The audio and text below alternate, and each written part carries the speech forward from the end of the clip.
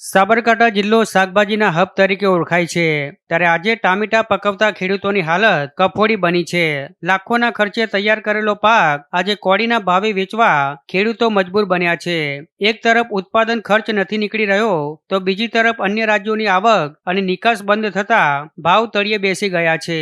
સાબરકાંઠા જિલ્લામાં અંદાજે 12,000 હેક્ટર કરતા વધુ જમીનમાં ટામેટાનું વિપુલ પ્રમાણમાં વાવેતર કરવામાં આવ્યું હતું. આધુનિક પદ્ધતિ અને માંડવા પાછળ ખેડૂતોએ રાત દિવસ એક કરીને વીઘે 90,000 થી 1 લાખ રૂપિયા જેટલો માતબર ખર્ચ કર્યો હતો.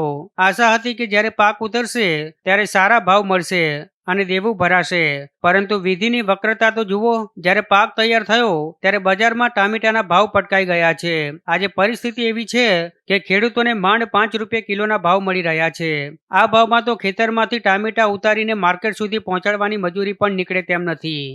અત્યારે આધુનિક ખેતી શાકભાજી ઉપર વળ્યા. પહેલા અમે જીરું, વરિયાળી ને બટાકાને વાવતા હતા, પણ બટાકામાં આ સાલ ભાવ ના મળ્યા એટલે અમે અત્યારે ટામેટા વાવ્યા. ટામેટા વાવ્યામાં મારે નુકસાન બહુ આવ્યું. આ વખતે 50 રૂપિયા મણ જાય તો 50 રૂપિયામાં તો મારા એક દાળિયાનો રોજ 300 રૂપિયા છે. 300 રૂપિયા ના નીકળે તો અમારે તો આ ટામેટા ફેંકી દેવાનો વારો આવ્યો છે.